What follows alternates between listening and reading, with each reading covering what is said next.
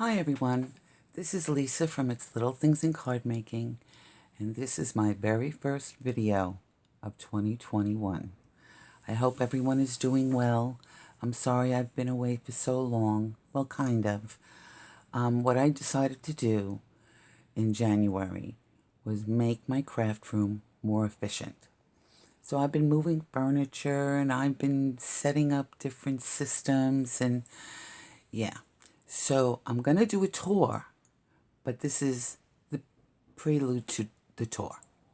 And what I wanted to show you was something that I put together that I thought would be helpful to those of us who have little mini ink cubes.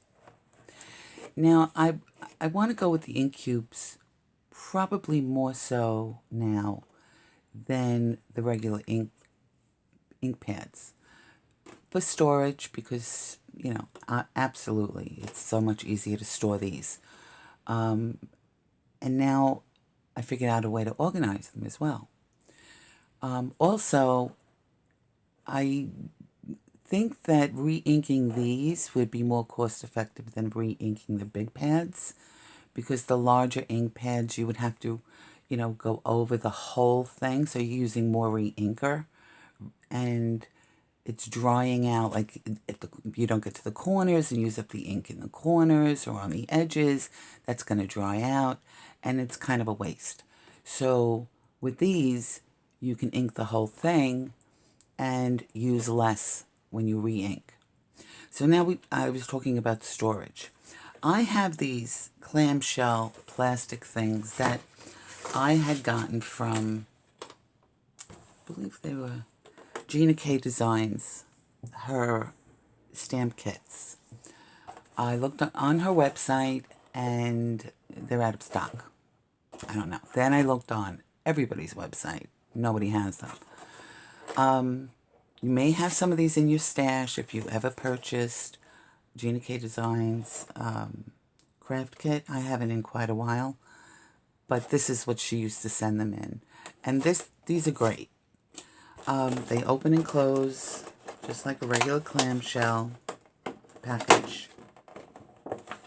And I like these for the inks because the inks, I like plastic for a lot of things, but the inks tend to dry out less when they are not air, like in the air. So by kind of keeping them in this plastic, I don't know if in fact air gets in there, but I'm sure it's a lot less than leaving your ink pads just out. So what I did was I took clamshells and I put a very, very stiff piece of cardboard on the bottom, because without that they're a little flimsy and they kind of, they'll get a little wobbly. And I want to move this from where I store my inks to my desk when I'm working. And this is like a big thing for me. I want nothing on my desk until I'm ready to do a project.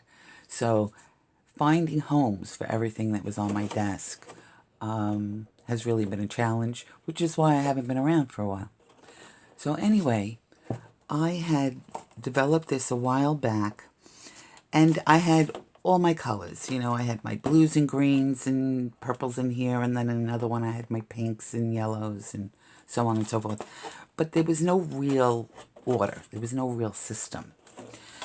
So then I thought to myself, because, I look at craft room tours, I look at different supplies and different, storage solutions. And I remember seeing, those IKEA rooms, which are beautiful, which mine is not an IKEA room. Just, I just want to let you know that firsthand. But those drawers, they have those separators for these ink pads, for the smaller ink pads. And I thought about that and I said, with these clamshell packages, I could do that. So what I did was I bought myself the styrofoam boards, the project boards. The kids use them for school. And I cut them down into like 1/4 inch strips. And that's what I used to separate my colors. Now these clamshell packages are really good for several reasons. First of all, you can almost get a whole line in. It gives you there's a little bit of width here, but you would kind of need that when you want to pull out one of your ink pads. I was able to get a lot of ink pads in here, and I separated them with these 1/4-inch strips that I cut. And all I did was place it, cut it, and lay it down. And it can go on its side, it can be flat, it doesn't really matter. So for me, I thought this was great. So these are all my blues and greens. Then I have another one with my orange and yellows and black and browns. And they're stackable, which is great. It's to me, I think this is wonderful. Then I have another one with the hybrid inks and pigment inks. So this is great too, because now I'm able to separate them. And I didn't put the strips up and down. What I did was I made compartments. So this is one compartment, so these are my hybrids. This is the odd man out because I had no room. And this is my pigments. So it keeps them organized, keeps them orderly, and I think it's a great idea. The fact that you can stack them and have order is a big deal for me. You can even do the Memento Minis. Now with these, the shape is a little different, but you know, it works. Like, it works.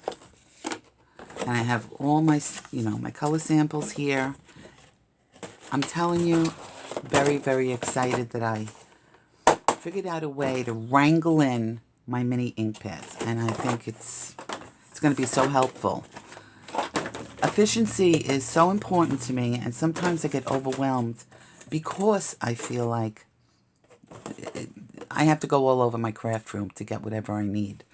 What I've tried to do this time is keep everything within arm's reach, and that's been a challenge.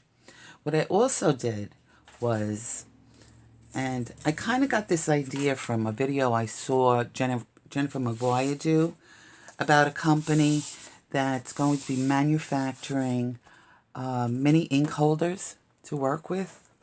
And I said, you know what? I could make my own. And these are cool.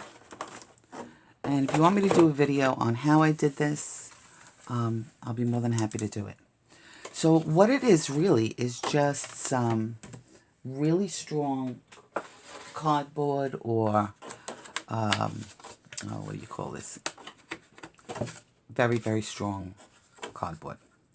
And you pretty much just make your squares, and then you make squares that are a little smaller with some fun foam. I don't know if you could see that in there. And prop it up to have a bottom, because it's like there's no bottom. You gotta put a bottom. And then on the back, I took Tim Holtz's idea and I used the drawer liner. And this sucker does not move. I mean, it does not move. And check it out. What I thought was so brilliant with the one that Jennifer had shown us on her video was you can put in your ink pad and you can press it down, because I made the fun foam a little smaller than the square.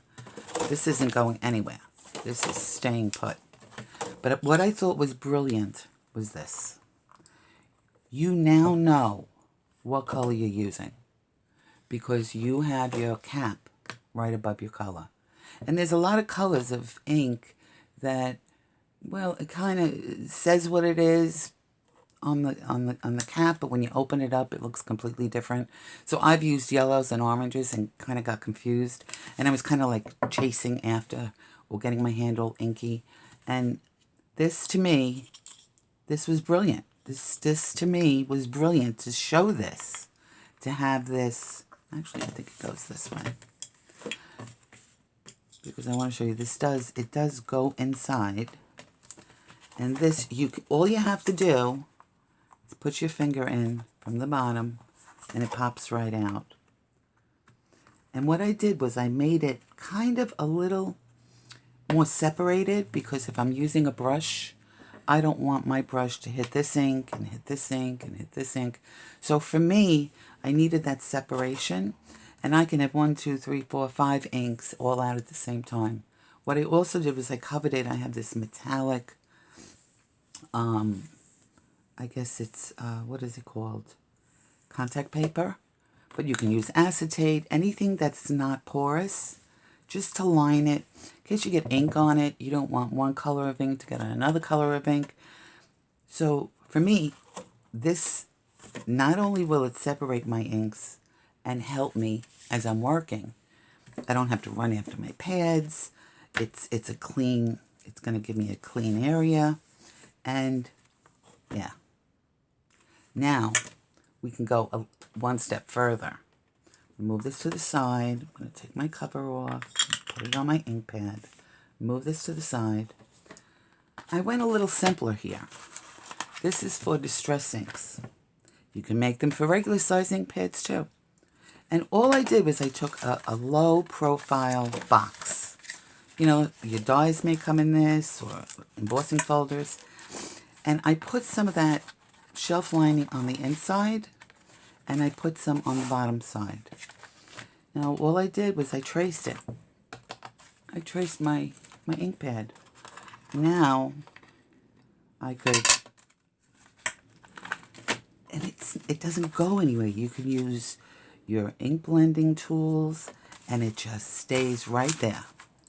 And if you're ambitious and you want to use more than a couple of colors, you have these large pieces of cardboard.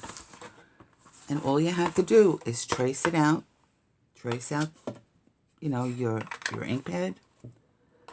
Put a little, you know, non-skid surface on the inside and on the outside. And there you go. You're all set. You're ready to work. You're not chasing around your inks. And I think it's a great idea. You could do it yourself. Do it yourself storage. Do it yourself tools, helpful tools.